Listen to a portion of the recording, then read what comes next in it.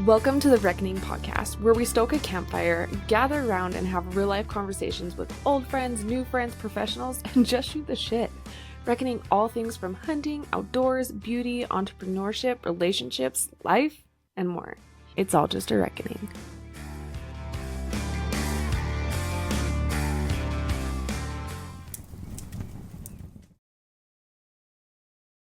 You guys are going to know when this ignite hits because I ramble. We're back, baby. Back for another season of Reckoning. It was a beautiful, fun, successful-ish fall, but successful in the fact that we got out and we went hunting and we got outdoors and did what it was that we needed to do. We're going to dive back into this season. I'm so excited for the response that I got from you guys about missing Reckoning. It was nice to hear you guys miss it. And also just you guys starting to fill in with questions and story submissions. It's really cool to see you guys getting involved with Reckoning and what is to come this season. Like we have done in the past, we are going to be going in on all things hunting, our hunting stories, having hunting professionals on, and health and wellness experts, and then just obviously like real life stuff. What makes it Reckoning, right? All the girly shit, female stuff, mom, dad, wife, husband, all the things. I am excited for this season and what we have coming down the pipeline. I also have some listener questions that I'm going to hit on at the end of this episode, where you guys have submitted these through thereckoningpodcast.com/submit, or you answered questions in the questions box on Instagram. Thank you for your submissions, or DM me these questions. I have anonymous ones this time around. I'm going to answer those at the end. This episode is going to really be just kind of like a fall check-in, if you will, because the last episode that you guys heard was us up on the mountain. It was Cody and I. If you haven't listened to that episode, go back. It's episode 99. And it's him and I up on the mountain, up at Archery Deer Camp, actually.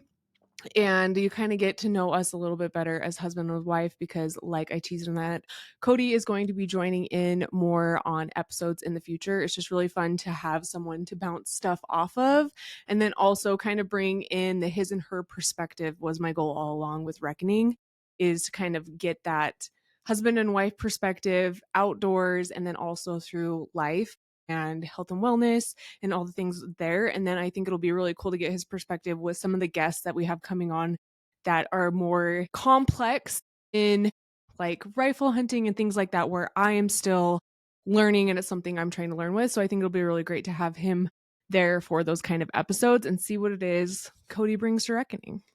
I feel so good to be sitting down. I've been so excited since I kind of have planned out the last, I think we have like most until the new year kind of mapped out, which feels really nice. And knowing like, okay, it's finally time to start recording. I've just been like chomping at the bit and so stoked. So today I knew that I was doing this and I put on, is there anything better? You know, the girl, the like meme that everyone stitches where she's like, name a sound better than this. And everyone like stitches it to her iced coffee. This morning I was thinking one of my stitches to that would be the sound of like meat sizzling in a cast iron. Can you smell it? We have elk roast, Mississippi pot roast happening. It's elk from friends. So thank you guys who gave us your elk that you harvested this year. Congratulations. It was fun. I got to help on butchering one of them, and my family loves Mississippi pot roast. And that's just one of those like set it and forget it recipes. But man, this morning when it was sizzling, I was, searing the sides to like try and lock it all in, the moisture. And I love like that little crisp on the outside. I'm like, that's a sound that speaks to my soul. Oh, and it smells so good. So I'm already excited for dinner. If you want that recipe, by the way, I actually have it's like 10 minutes, a recipe episode where I walk you through how to make a Mississippi pot roast with your deer, your elk, your beef, whatever it is you're going to make. And the recipe is also listed on the website. It's super duper easy. And I like these ingredients because they're like pantry staples. So once you buy it for one roast, you usually have it for like the next week's roast or the next time you decide to make a Mississippi pot roast. We always love those kind of recipes because you're like, oh, sweet, I have ingredients for this. Is there anything better when you don't know what the hell you're going to make? And also you don't have to worry about it. So anyways, I also have come to the conclusion. Wow, that didn't take long for my Ignite to kick in. I'm going to get back on topic, I swear. I have come to the conclusion. I'm curious what you guys think on this topic. What is your favorite kind of wild game meat? Because I have found like something that we keep consistently. Obviously, I love bison so much. I can't even tell you. Bison meat is but something I'm meaning like something that you harvest like every year. Like you have elk and deer in your freezer. Maybe you have some pronghorn. Pronghorn's amazing. Antelope. Oh my gosh. I think people, there's bad rap on that as well as bear is incredible. But we usually always have elk and deer in our freezer. And I've come to the conclusion that I think I really love the flavor profile. I used to really lean towards elk.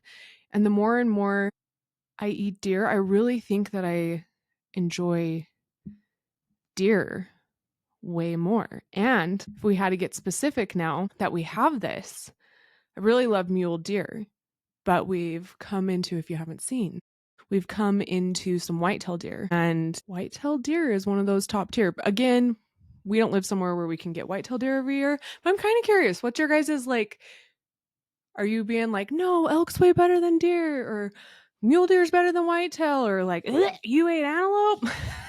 I would love to hear your thoughts.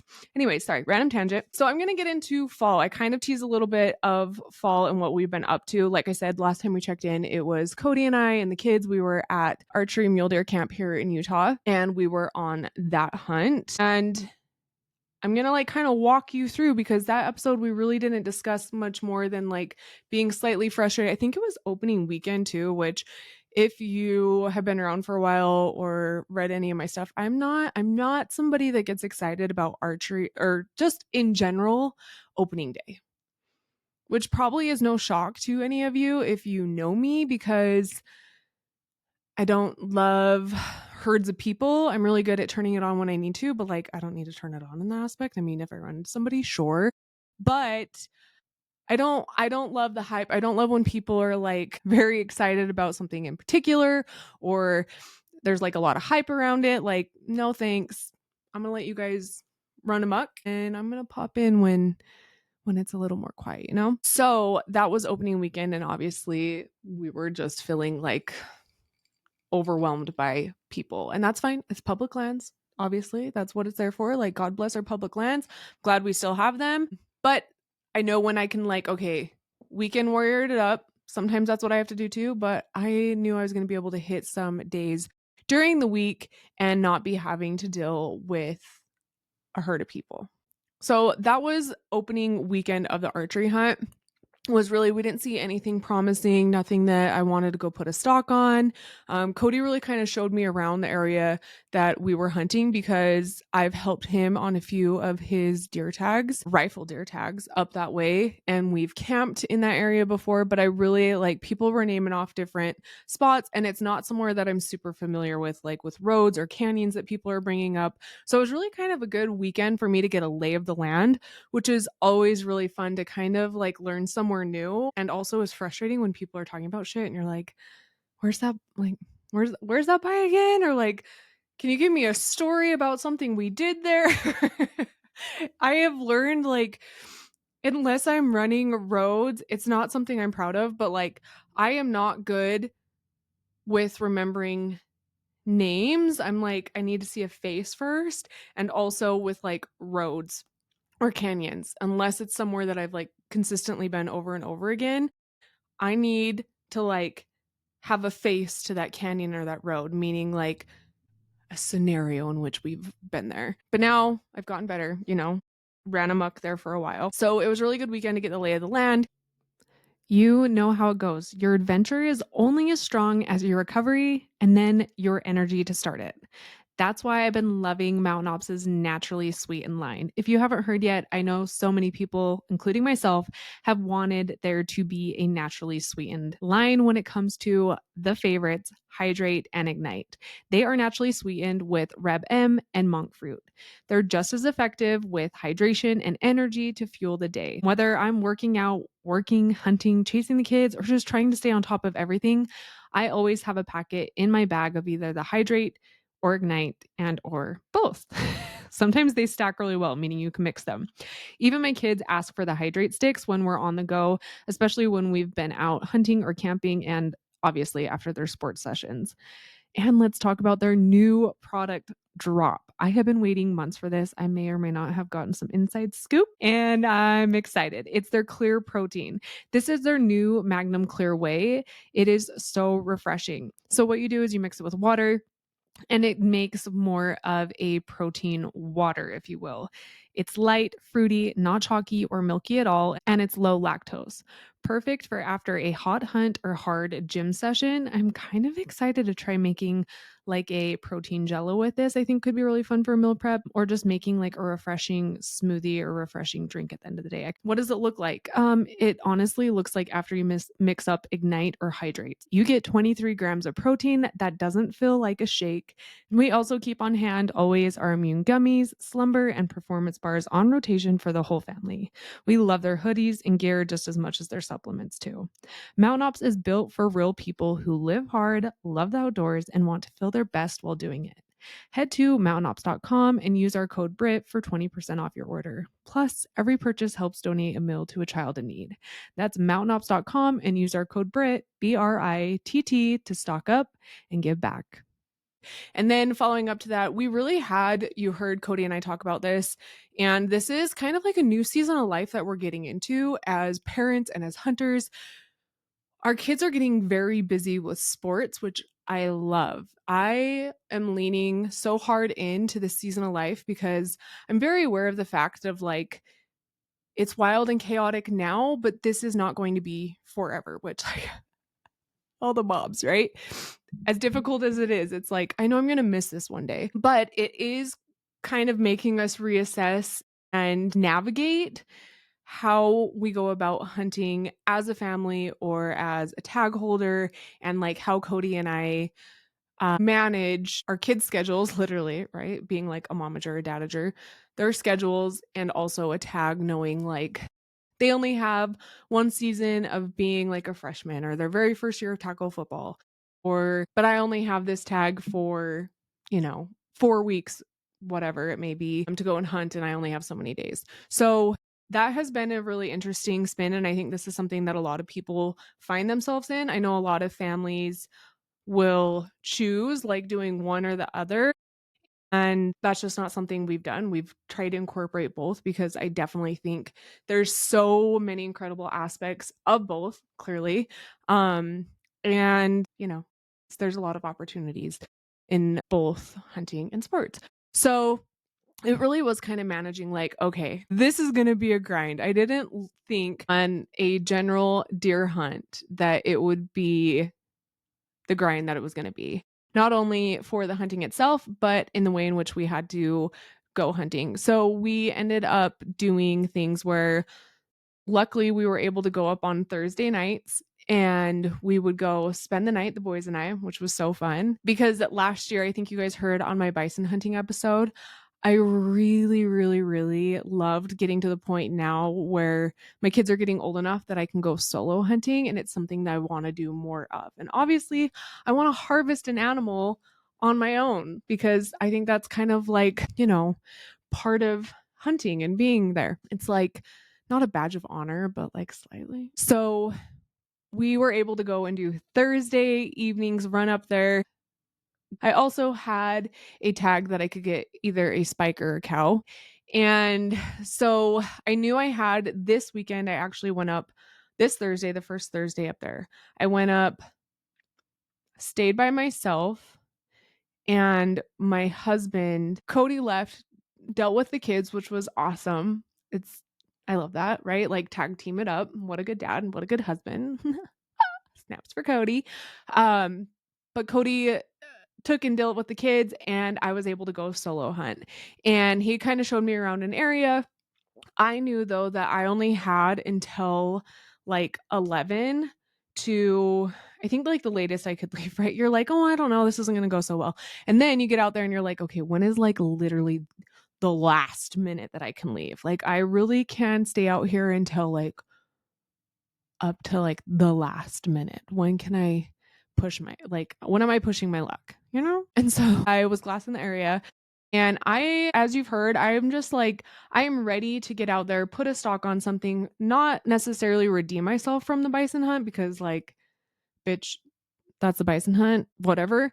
but I wanted to just get back out, put meat in the freezer. That's where I'm like redeeming myself, right? Is filling the freezer for my family. That is the biggest thing for me.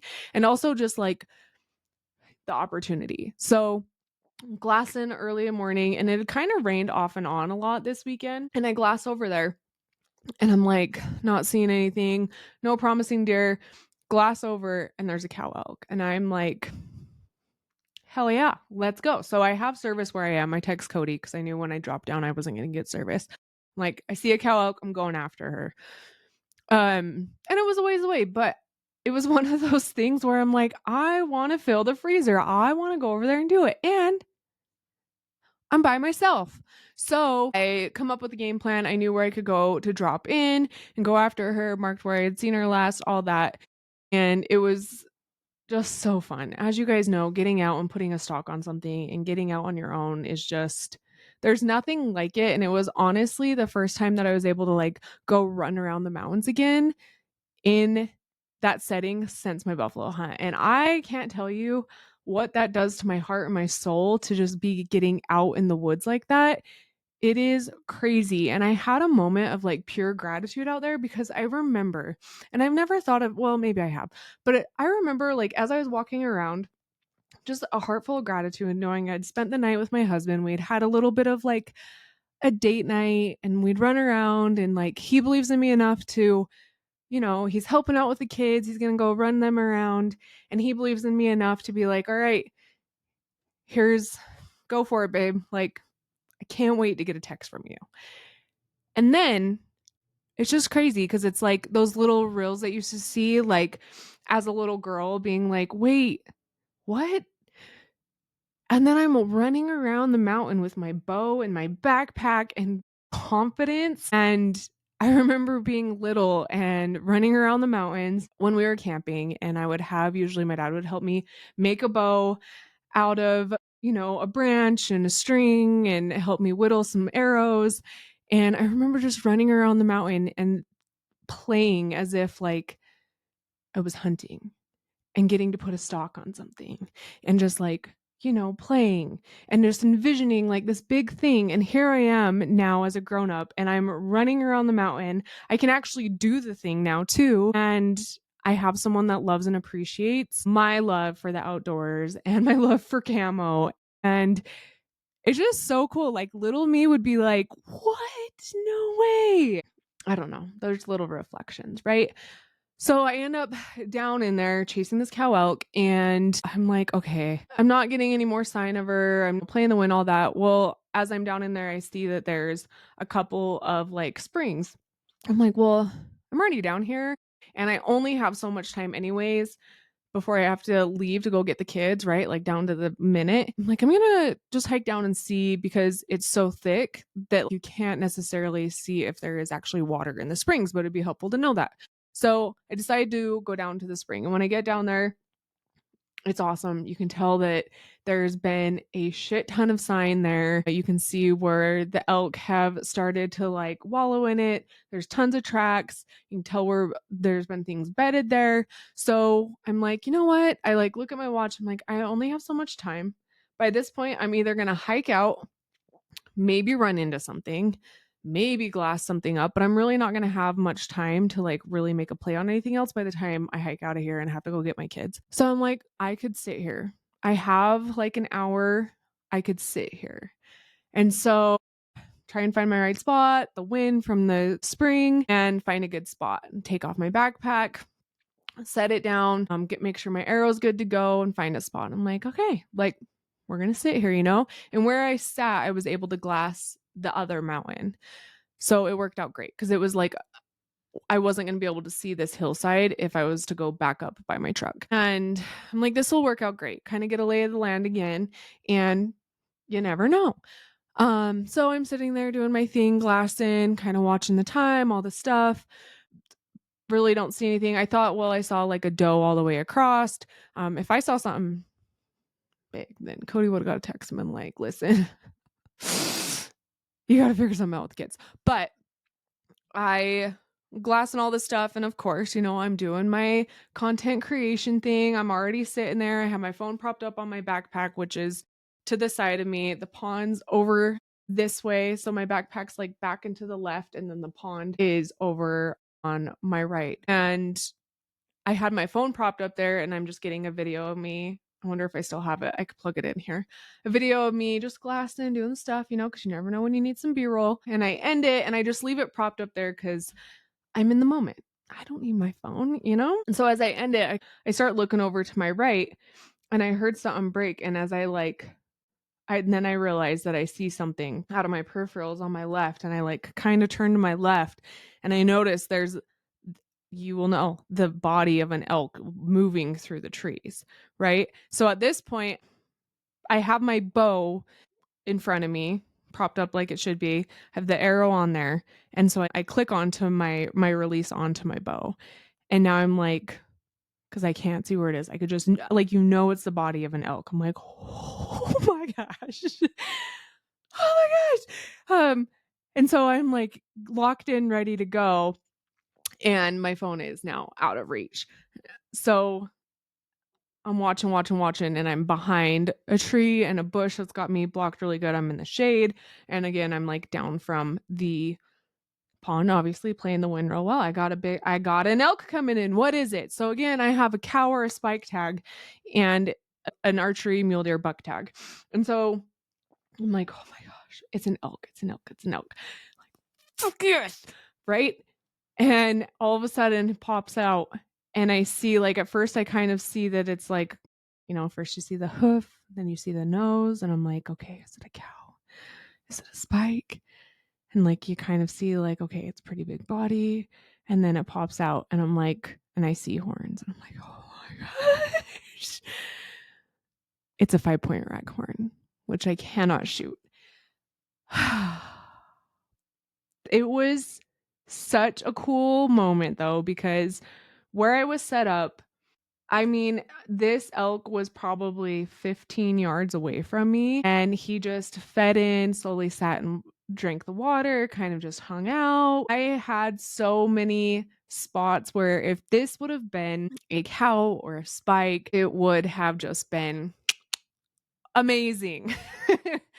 But again, I don't have the tag, so I really just got to kind of sit and watch the beauty of the elk and really appreciate, damn, my idea worked. I played the wind well, and just appreciate what I did in that moment and the decisions that I made. So I slowly just kind of watched him feed out and away, and I had, I think, 30 to 45 more minutes of that I knew that I could sit there and wait, and I was just really hoping yes, this is a good sign. Something else has got to come in. I was really hoping, cow would come in, or spike, or a mule deer. That's really what I wanted to get. But it was a really, really cool moment to have and enjoy. And like I said, just a really cool and honestly kind of a confidence boost in that moment of just being yeah. So by the time I made it back to my truck, back to camp, our buddy Daryl was up there, and poor Daryl got my I was high on life. Cody's like, okay, you can't shoot it. I'm like, yeah, but the experience was so cool. And he's like, that's awesome. So everyone heard about my encounter and just getting to watch the 5-point raghorn water and kind of feed in. So that was really cool. A game changer in piece of gear for both myself and my family has been utilizing digiscoping. If you're not familiar, real quick, digiscoping is when you use your phone to capture photos or videos through your spotting scope or binoculars. And if you're wanting the best and most simple system to digiscope with, Ollin is hands down it. If you're out in the field and want to capture the moment through your optics without fumbling around or missing the shot, Ollin has you covered. What I love most is how seamless and user-friendly the system is. Seriously, so easy to use. My oldest son, Cooper, and Rivers has used it before, but Coop was using it to film my bear hunt. It's that easy. He was able to capture the shot, follow the bear, and that way we were able to go back, look at the shot placement, and then where the bear went. And then, of course, when Cody got to us, we were able to relive those memories with him all over again. And now I can look back at that footage and watch it forever. It's been especially awesome for hunting with kids. You can show them exactly what you're seeing and then relive it later with clear and steady footage. It's a whole new level of connection and storytelling in the outdoors. And they just dropped their brand new Nexus system, which gives you a quick connect, universal fit across multiple optic setups, and you can connect it to your gun. It's built to be even faster, lighter, and more adaptable, perfect for when every second counts in the field. So whether you're chasing big game, scouting with the kids, or just want to document your hunts with ease, Ollin is a no-brainer. Head to ollin.co and use our code RECKONING for 10% off your order. That's Ollin, OLLIN.co, and use our code RECKONING for 10% off. And then after that, we did a couple other hunts where we obviously hunted the weekends. We really kind of didn't see a whole lot for a while. It was actually quite discouraging, especially knowing the unit and hunting it during the rifle hunt and things like that. The archery hunt was just, it's so interesting hunting somewhere, and I think humbling for also Cody, like he said, hunting somewhere where he's used to hunting in the rifle hunt, and how different the lay of the land is and the landscape, where the trees still have their leaves on versus, come end of October, November, when the leaves are gone, and how different it is, and just a new appreciation for the archery hunters. And so we really weren't seeing anything promising. Did another, like I said, Friday, where the boys and I got to go hunting, and Coop went off. You heard us talk about how Coop's kind of getting to the point now where it's nerve-wracking as a parent, but also very cool to watch him become his own hunter and watch him. I'm honestly learning a lot, think, too, from him and what he does, and just watching him also be so determined to go get something on his own. As much as he loves hunting with his dad, he's had a lot of success and opportunities and time with his dad, and now he's excited, kind of has the same feelings as I do, like, okay, let me fly.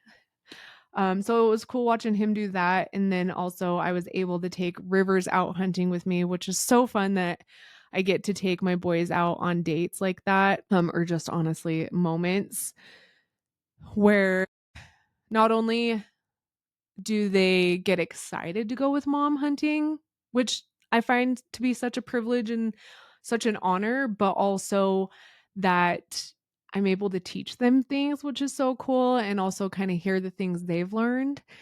And so Rivers and I decided to hike in to, with him. I'm like, this would be a great opportunity because he had his Kansas hunt, which we'll get into, his Kansas hunt coming up, and we knew it was going to be like blind sitting. And so I'm like, this will be the perfect opportunity to kind of go through this with him in a sense. And also, it's a good, easy hike. It's a way to get us moving because my kids are like, let's go. I'm bored. Let's move. Let's hike. Sometimes you can only glass for so long, even though glassing is a huge part of it. But sometimes you're like, okay, let's hike. So Rivers wanted to go for a hike. Obviously, he wants to take his backpack, all the fun stuff. That's the fun part of being like the kids, is like they've got their backpacks, they're set up. They love the opportunities to be able to wear his backpack, take his binos out. Of course, he had his windicator, and he's always puffing on it and whispering to me and giving me signals and telling me to stop, or like slow down. I'm like, oh my gosh, I feel like I'm hunting with your dad all over again. But we were able to get in, get set up. Him and I sat for a while, and it's just really special to be able to sit, have those moments and those teaching lessons. And it was a good run through for him of like, and me, you always forget how loud something is. I tell people this that don't hunt or understand this. It's like when you're trying to sneak into the kitchen in the middle of the night. And normally when you're like walking, it doesn't normally sound that loud. But when you're trying not to wake anybody up or let them know what you're up to, every sound sounds loud. Opening the fridge, like, when did the fridge get so loud? Why is it squeaky? Or like, why is the light so bright? Or like trying to slowly move. That's kind of what it feels like when you're hunting, or when you've got a kid with you and you realize like, damn, their coat's kind of loud. You didn't think it was loud fabric till you're sitting there, and every like time he goes to pick another leaf, you're like, okay, that's loud. And like when he fiddles it in his fingers, or he's twisting a stick, those kinds of things, which I know are just like such minor things, but great lessons in that. And so it was really fun to get out as a family and go hunting. So we did end up glassing a lot as a family. Rivs did a lot of time with Daddy and I. And then, like I said, Coop had some deer and some spots that he was really feeling hopeful on. And so that's what he focused on. As we mentioned, I had only a general season archery deer tag, and Cooper and Cody have dedicated tags. So they're able to hunt all of the seasons, certain seasons. So archery, muzzleloader, and rifle with their tag. So my tag ended in September, and Cody and Cooper were able to hunt the other seasons. So they were able to like really be picky about what they were after. We did end up coming across a couple different target bucks for me that, god damn, when you see deer like that, you're like, oh my gosh. Like the videos I have, I'm like, oh my gosh. They're just such incredible animals. Like a big mule deer, there is nothing like it. And they're also so damn smart. And that is why they are as big as they are. And it really gives you a whole new appreciation to the animals and also the hunters that hunt them and harvest them. So mid hunt, things kind of changed because we did find some target bucks that I was very excited about and I was down to get. And once you kind of build a relationship with something that you're after and the area and like the game plan and it being a general tag, I was totally okay with like focusing on those for a little while. We went in and made a couple different, we didn't do any stocks, but just like some different sits, tried to play the land a little different, be ready when they would come in, kind of a thing. And just honestly get to watch them in awe because it is incredible. And where they were was thick, and those son of bitches would come out right at dark. That is always a trick with I think the archery hunt, especially when it's as hot as it was, is the deer are nocturnal. So it just makes it that much trickier. But it was really, really, really fun to get to put time and effort into a location, into a couple different target bucks, and really be excited about something. Like I said, I gained a new appreciation for them. And I also gained a new appreciation for the dedicated hunting tag because I think Cody did too, because he hasn't done like a ton of archery hunting. Like he focused a lot on this year where I had an archery tag. We had time to go hunt because the last couple years we've had other kind of bigger hunts that have taken more precedent over that. So it really was a new appreciation this year for everybody with the archery tag and then also dedicated. So for me, it was something where I was like, damn it. I had a lot of fun hunting them, but it was I'm like, okay, now Cody or Cooper or Jeremy may get one of these deer because they get to continue hunting. So I think your girl might try and do a dedicated tag because like you don't have to quit hunting. You know, that's always my thing when I like talk to Nicole or people that are out of state. It's like you get to keep, you guys have so many opportunities and tags and time and seasons to get to hunt. And that, I guess, is like my best bet to have those kind of opportunities. All that to say, the last day of the archery hunt, my last day of the archery hunt, we wrapped up a little bit early because Rivers had the opportunity to go to Kansas for a whitetail deer tag. He had this opportunity. If you haven't listened, it's probably in 2024, I think, the beginning of 2024. You can hear a brief snippet of the story. And again, with Megan Hunt, I talk about this, but Rivers is a burn survivor. And so he was given this opportunity to go to Kansas on a whitetail deer hunt through the Raw Foundation, through Megan Hunt and Rocky Hunt's foundation. And we knew this was coming, and that was in September. And so my hunt wrapped up a few days earlier than most people. We wrapped up the weekend prior to it ending. And so I kind of just knew at this point, like Cody and I just decided to keep going hard after it. And him and I went and hit up a different location just to go see if we could see anything because we weren't these mule deer that I were after had quit coming to this location. We just couldn't turn them up again. And so at this point in the hunt, I'm like, I just want to be able to fill my tag. I want to find a decent 4-point that I can get with my bow and be able to fill my tag, go through the motions of the stock, and be able to fill the freezer. So Cody and I decided to go out to a different location in Glass and see what we could find. And that morning we did end up turning up a couple other decent deer that I was not only excited about because I just wanted to be able to get like a mature deer, but these were also had some great character to them. They weren't as big as these other ones, but still something that's like, hell yeah, you know? So they were way the fuck over there because if you know anything about Cody, he's good at finding animals miles away. Nothing ever close. Just kidding. He did find, well, anyways, he does sometimes, but like it's usually if Cody says there's something, look way out there. So we come up with a game plan. He's going to sit on this other ridge and I'm going to take the truck, drive up and around to this other ridge, park it, and then I'm going to have to hike my happy ass across there. And also, this was another one where Cody's like, I've been over that way, but I haven't actually gone across that ridge. So this will be another good, like, go see what it's about, go see what it's like, where to park, where to walk, how far is the actual walk, even though, you're looking on Onyx and all that. And he's like, and I'll just keep an eye on these deer.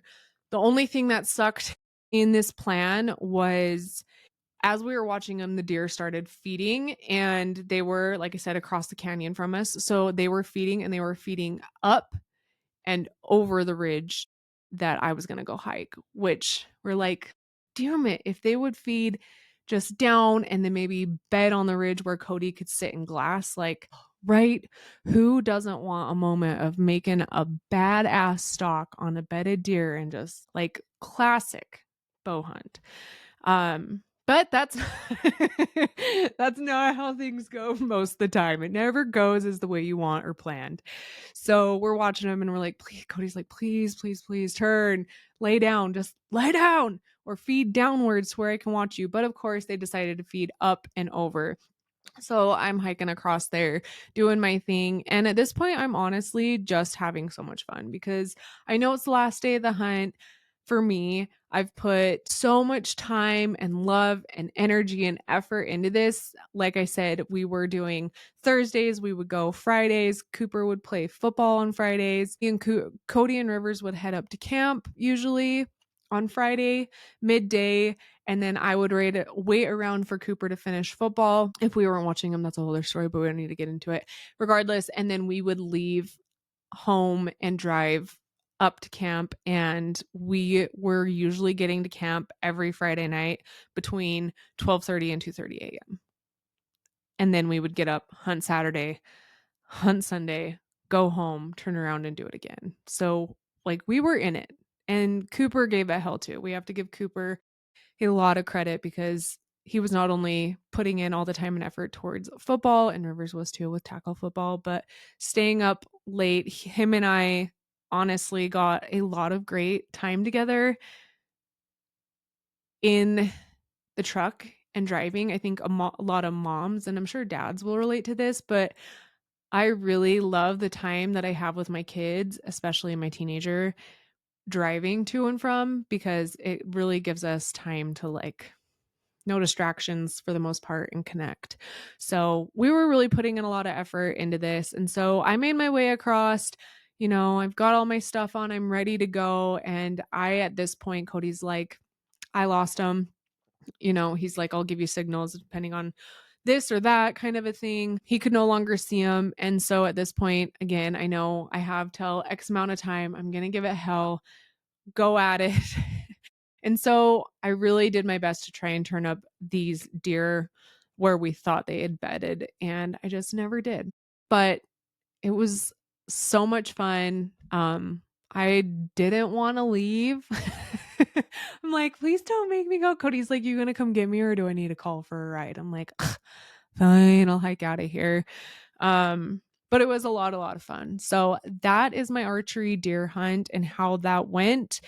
I will say it wasn't the ending that I expected or necessarily wanted, but it was exactly the reminder of why I love this lifestyle. It grounds you, it humbles you, and it genuinely keeps you hungry for the next adventure. Like I said, I was having a little bit of FOMO, the fact that like the boys got to keep hunting, and I kind of just had to like give deuces and be like, all right, it's on to you guys. I'm here to help you now. And there's a good possibility you're going to get a target buck that I was after. I really want it. I'm like, if someone's going to get those deer, it's got to be one of my guys, one of the guys that's been putting a time and effort into this. But that is how the archery hunt went. That is how public hunting goes, especially on a general hunt. And it really makes me so excited for next year. It gave me a new sense of like, some people have talked about how like it's hard to get on social media and watch everybody else harvest stuff. Honestly, that's a little bit how I was feeling last year after my hunt. And it wasn't even people that were hunting the same thing as me, which is so silly. But this year, it gave me a new sense of like watching somebody get a big mule deer with a bow made me be like, I have nothing but utmost respect for you because damn, hunting those big mule deer with a bow is another level.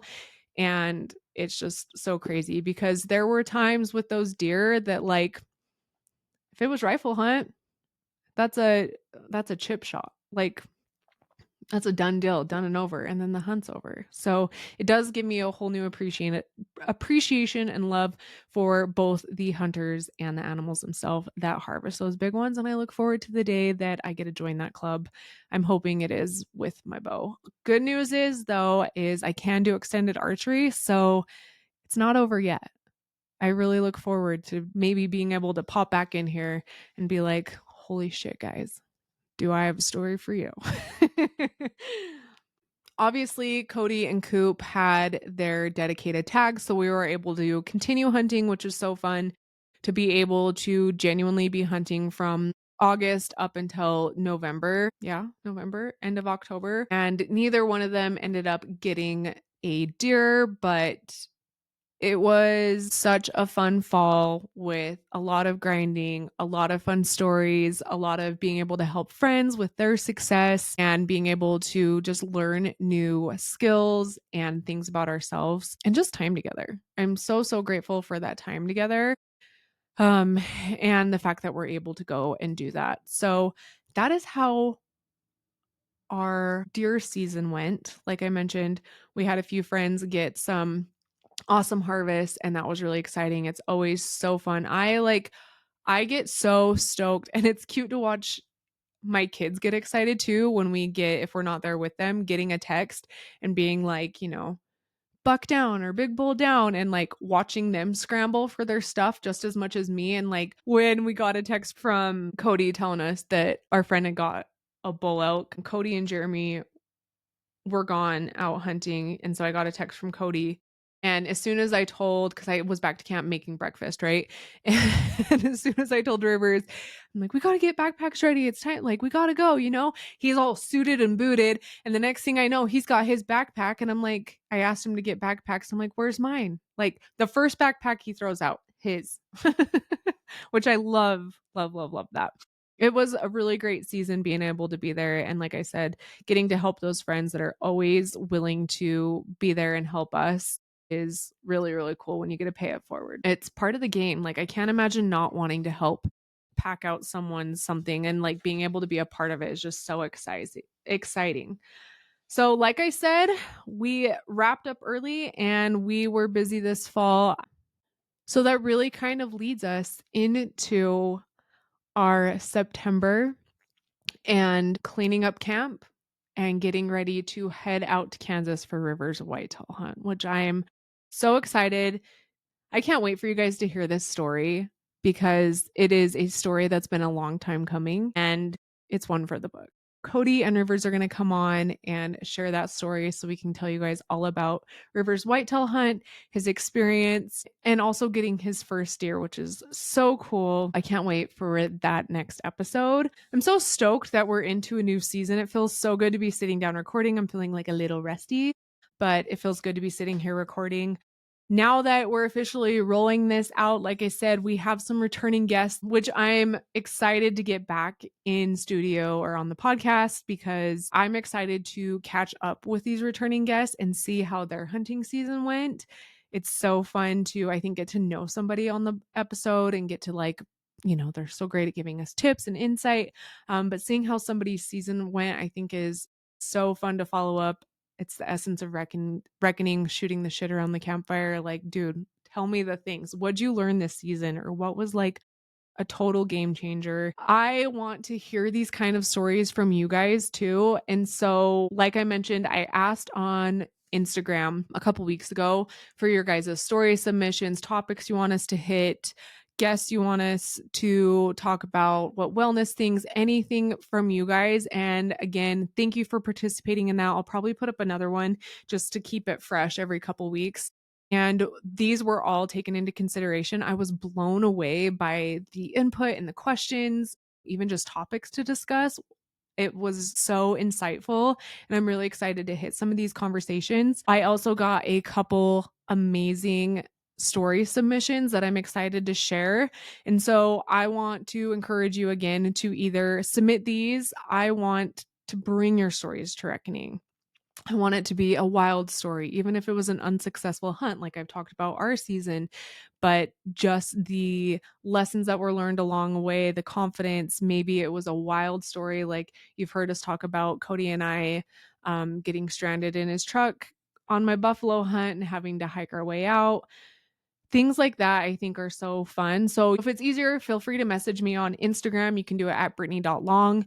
You can DM me there, and it might take me a few days. Sometimes they go to like a request folder and I have to check that like once a week just to see if there's anything new there, or at the Reckoning Podcast on Instagram. Or if you want to submit something, again, you can do stories, pictures, successes, tips, tricks, recipes, whatever it may be. You can also do this on the reckoningpodcast.com/submit. And there you can also submit these anonymous. I know some people want to stay anonymous, and that's a great place to be able to do that. With all that said, I do have some listener questions. Your feet do more miles than your boss's Cybertruck. I mean, shit. You go off road, uphill, and in and out in the dark. Treat them like it. That's why I trust SheepFeet. And now they've leveled up again with performance socks that actually hold up in the field. Breathable, supportive, and built to pair with custom orthotics. SheepFeet are known for these. They are 100% customized to your feet. Every pair is different. Their process creates a precise mold of your foot, which means your orthotics aren't just supportive, they're made to work as hard as you do in the field. They are handcrafted in the USA. Every pair gets the care and attention your feet deserve. But SheepFeet doesn't stop at orthotics. They've been expanding their gear game, and now they've dropped brand new performance socks, and I'm already obsessed. They're like buttery, airy, and smooth. You could like I can't explain it. Put them on your feet and let me know. These socks, like I said, are breathable, supportive, and built for the long days on your feet, whether you're hiking or running around day to day. I love that they're dialed in for hunters, but still just as functional for training or chasing kids around. They also make my favorite hoodie of all time, the Hideout hoodie. Guys, I'm telling you, if your girl's going to be hunting with you or hiking, get her this damn hoodie. You'll thank me and she'll thank me. The more comfortable she is, the longer she wants to stay out there. And you need one too, because Cody loves it just as much. You've seen me wearing this constantly. I have it in black and green. It's built from grid fleece, so it keeps you warm when you're glassing and breeze when you're on the move. The Sherpa-lined hideout pocket is wind and waterproof, and in making it a built-in hand warmer. It's got zipper pockets, thumb holes, and a high neck zip. All the things that a girl could want. I wear it for hunting, at the gym, and honestly, when I just need to hide from life. And if you haven't checked them out yet, don't sleep on the Stealth Bombers. They're ultra lightweight, silent stocking shoe built for performance and precision. These are an archery hunter's dream. The people behind this company are incredible, and they've thought of everything. Don't settle for anything less than custom. Head to sheepfeetoutdoors.com and use code RECKONING for 10% off. And yes, SheepFeet are HSA and FSA eligible. Tell them we sent you and use code RECKONING for 10% off. I think this question really fit well with this coming back episode and kind of just a fall recap. And it's a family/hunting question. The question was, how do you balance hunting as family time versus personal time? I love taking my kids out, but sometimes I miss those quiet solo hunts. This is a great question because I hit on both of these.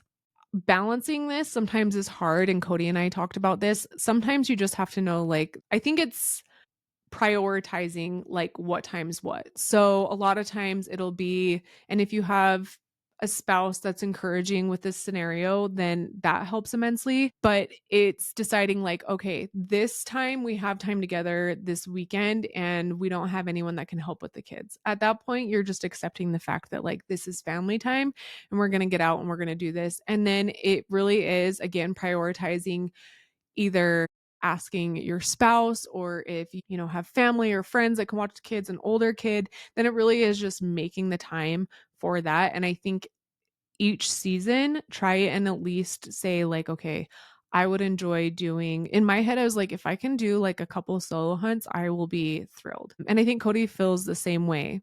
And then I would say when you're doing those things, be fully immersed in what kind of time it is. Meaning, when it's family time, you're using that time together as a family to connect. You're not being distracted with, like, let's say you wanted to be just family time. You're not being distracted with other hunting buddies if that's something that's a problem for you or something. I don't know. I'm just throwing stuff out there. And then when you're out hunting with your family, you're making sure that it's an enjoyable time. I know a lot of people, the conversation is like, they don't like going hunting with me anymore. Well, sometimes I honestly think it's because it's not enjoyable. And the fact of like, you gotta like, right? Kids are kids. There's a time to push them and they should be pushed, but also like make it an enjoyable, comfortable experience. Make sure that everybody's got snacks. I'll be like, everyone make a snack bag. You have proper clothing, you have water. And then once you're out and you're hunting together, you're using it as time to like teach and also maybe give yourself like, I don't want to say like a mantra, but like a little bit of a pep talk being like, okay, it's okay if XYZ happens, or they're going to be a little more loud than I am by myself. And I'm going to be patient about it. And I'm going to teach them how to be quiet. I am going to answer questions like I'm going to use this as a teachable moment. I'm going to walk slower. I'm going to take in consideration this or this.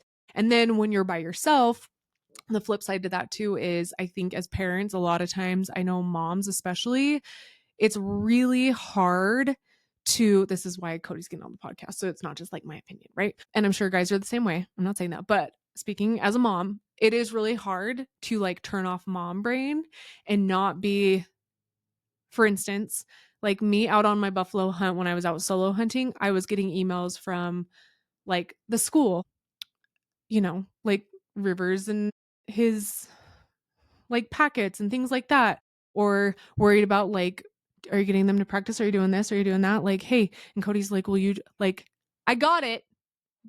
Go hunt a buffalo. And same thing goes for like when you're just be fully immersed and take advantage of the time, the gift that you've been given for someone watching your kids and giving you that time. Utilize it in the fact of like, okay, I'm going to make the most of this. I'm going to go glass. I'm going to go hike when I'm out there. I'm not lollygagging. I'm not going to be distracted with my phone. I can fucking play on my phone another time. Like, I think it's really just leaning in to the type of hunt you're having and being fully immersed in that time that you're given and using every last ounce of it. And like I said, just going into it mindful and set your expectations and also set the tone for what the hunt is. Is it family time together or is it solo hunting? And how am I going to make the best out of this experience for either myself and or my family? This one, I'm going to kind of wrap up with one more.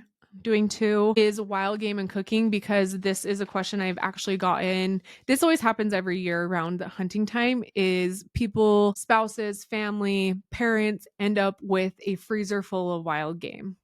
That's amazing. Congratulations. Like I said, I feel very blessed that friends are willing to gift us meat, or we're able to get it from friends, and also that we ourselves are able to fill it. Thank you, Rivers.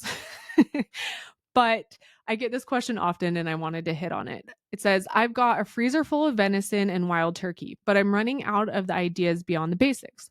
What's one of your favorite creative or healthy wild game recipes? And to like kind of add to this, a lot of people are like, I have a lot of wild game. What do I do with it? A lot of people don't even know where to start with it.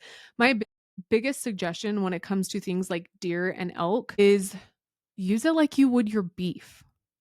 I honestly, when I'm cooking with it, I use it the same way I would.